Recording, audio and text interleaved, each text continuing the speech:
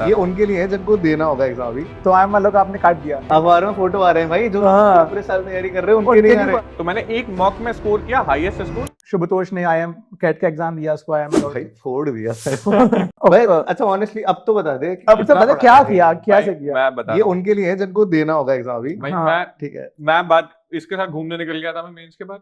तुम चल भाई, कर रहे थे, हम घूमने 24 निकल गए सितंबर थे। को मेंस था, उसके बाद हम हम लोग 3 तारीख को गए थे, 3 3 अक्टूबर को घूमने गए निकल थे। लगभग 4-5 दिन घूम के आए थे हम इंदौर। 8 अक्टूबर से ठीक है, गए थे। उसके बाद मैं चिल मोड में था। 28 को मेरा बर्थडे था, तब तक मैं चिल गया हूँ। अब मेरे पास 1 महीना बचा था। मैंने क्या करा कि बेस सबसे सिंपलेस्ट चीज मैं क्या कर सकता हूँ, मैंने कहा मॉक्स लगाओ। मैंने मॉक्स उठा के लगाना चालू किया। तो मैंने एक मॉक में स्कोर किया हाईएस्ट स्कोर 89, जिसमें मेरा परसेंटाइल लिखा है 98। और पता नहीं क्या हुआ है कि मेरे मार्क्स जो इसमें आए हैं फाइनली कैट में, दैट इज 89। इट्स वेल उसी लेवल पे। और मैंने ऐसा नहीं कि मैं बुक्स पढ़ रहा हूँ या फॉर्मूले पढ़ रहा हूँ, मे बी सी सेट इतना टफ हो गया टैलेंटेड लड़का। भाई सीसेट की कैट प्रिपरेशन कर दे रहा है भाई। तो मतलब मुझे लगता है कि आपका एफर्ट वेस्ट नहीं जाता है, आप अदर करियर ऑप्शंस भी एक्सप्लोर कर सकते मे हो। बी इंजीनियरिंग इंस्टिंक्ट्स अभी भी बाकी है मेरे अंदर कि लास्ट मिनट में चीजों को कैसे मैनेज करना है। इंजीनियर्स को हाँ ये भाई, सिखाया बिल्कुल जाता है ना। भाई। तो एग्जाम भी लास्ट मिनट में कैसे मैनेज करना है वही किया है हम लोगों ने। कितना परसेंटाइल आया? कैट मेरा था 99.43। भाई बहुत अच्छा वाह। भाई। अखबारों में बिना पढ़े। अखबार में फोटो आ रहे हैं भाई, जो हाँ। पूरे साल तैयारी कर रहे हैं उनके उनके लिए लिए आ पा रहे रहे हैं। हो। नहीं, और अखबार में उसमें अलग नीचे लाइन भी लिखी है IAS पर मुझे आई एम जाना नहीं है। परंतु जो शुभ्रतोष शर्मा है, उनका जो फर्स्ट टारगेट वो है यूपीएससी, और वो यूपीएससी को टारगेट कर रहे हैं तो आम वालों का आपने काट दिया। यार। इसका ये हुआ तो था नहीं गए convert? क्या? हाँ, हाँ, 2-3 मेरे कन्वर्ट हुए। नीटी मुंबई और आईआईटी बॉम्बे, जो कि टॉप 10 इंस्टीट्यूट्स हैं दोनों। हाँ। और उसके अलावा जो उतने आईएम उदयपुर, आईएम रांची, रायपुर, ये सब हम्म। कन्वर्टेड थे। आई वाज लाइक कि पैरेलली जा सकता हूँ। इट वाज और असद ने भी तो फेलोशिप ये वाला तो किया लैम्प था। फेलो वाले बड़े लोग हैं भाई। लैम्प लैम्प फेलोशिप फेलोशिप तो क्या मिल जाए सीखता वो? जिसको। यार वो पता है बहुत अच्छी है, वो फेलोशिप का बहुत सही स्पेस है। अभी मैं 1-2 लोगों से कनेक्टेड हूँ जो मुझे इंटरव्यू मिले थे, जो कर रहे हैं। बहुत इनरिचिंग है भाई। अगर आप 25 से कम है ना, तो आप उसके लिए अप्लाई कर दो। उसमें 2 आपको ऐसे लिखने, एक ऐसे लिखना होता है और एक पॉलिसी एनालिसिस, मतलब ऐसे of why do you want to be a LAMP fellow, और एक पॉलिसी एनालाइज करना होता है। उसके बाद एक रिटन टेस्ट होता है उनका, वो भी तो उसमें ऑनलाइन मेंबर ऑफ पार्लियामेंट के साथ मेंबर ऑफ पार्लियामेंट से अटैच कर देते हैं तुमको। तो like you can learn nuances of policy you making. can learn nuance of policy making. You can frame questions that he's going to put, he or she is going to put in the question also. ओह, आप भी question parliament मतलब जो question parliament ने put होंगे, MPs जो put वो होंगे, आप वो आप डिजाइन सजेस्ट कर सकते हो दैट्स ग्रेट। उनको। बहुत एनरिचिंग एक्सपीरियंस है। हाँ, और इसके बाद फिर बहुत ऑप्शन खुलते हैं। आप मास्टर्स में जाओ पब्लिक पॉलिसी में, ठीक है। अभी पब्लिक पॉलिसी स्टार्टअप्स कितने आ रहे हैं इंडिया में, तो ये भी एक अच्छा मुझे लगता है ऑप्शन। क्योंकि मेरा ओरिएंटेशन था ना, मुझे पता था मैं कोई और एग्जाम की तैयारी नहीं कर सकता भाई। कैट जैसे इसने किया ना, मेरे बस की नहीं थी। क्योंकि भाई मैं नहीं कर सकता था एग्जाम की तैयारी। मैं I was done with preparing for exam, so मैंने सोचा कि भाई ये कर लूंगा मैं, ज्यादा बढ़िया बार-बार चला। अच्छा, एक बार बता कि अगर इस बार नहीं होता तो क्या होता? इस बार नहीं होता भाई। बहुत टफ मतलब बहुत टफ कितना क्वेश्चन मुश्किल है। क्वेश्चन मतलब बहुत टफ क्वेश्चन है। टेक बिकॉज़ पता है take 5 to 10 seconds flag back कि सपोज पीडीएफ रिजल्ट के एक दिन पहले का है, मत कर। ठीक है? रिजल्ट नहीं, imagine this. Result not found लिखा है।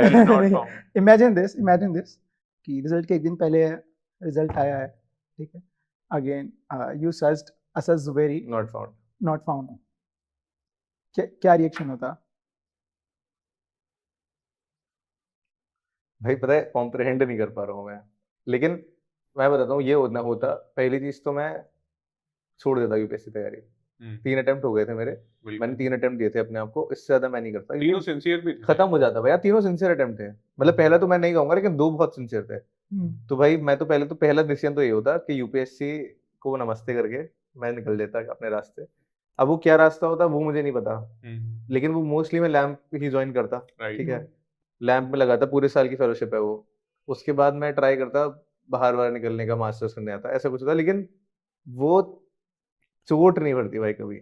मतलब लगता है ना कि इतना वो पास जाके नहीं यार, it's too much.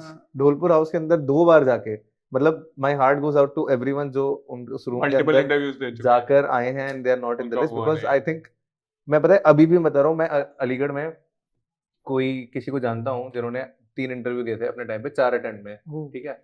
And he did not get through.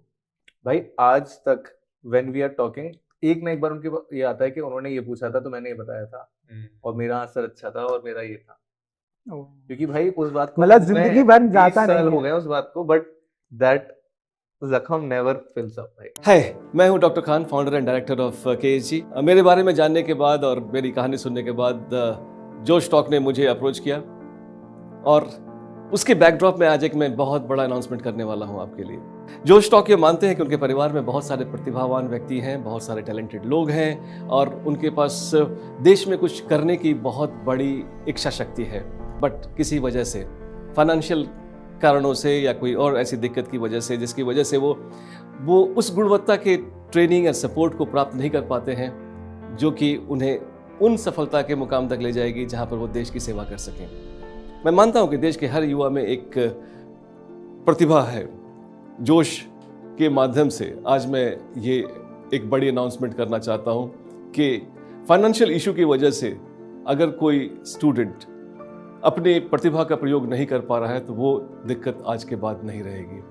आज आपको मैं जोश के माध्यम से ये बताना चाहता हूँ कि मैं बहुत बड़ी स्कॉलरशिप देना चाहता हूँ और ये इंश्योर करूँगा कि अगर देश में कोई टैलेंटेड व्यक्ति है जो कि पढ़ना चाहता है, कोर्स करना चाहता है और सिविल सेवा में जाना चाहता है, उसको फाइनेंशियल इशू की वजह से रुकना नहीं पड़ेगा। और ये एक ऐसा मुकाम है, एक ऐसा अवसर है देश का, जब हम देश में गुजर रहे हैं अमृत काल से, we can always contribute to this beautiful India through this services.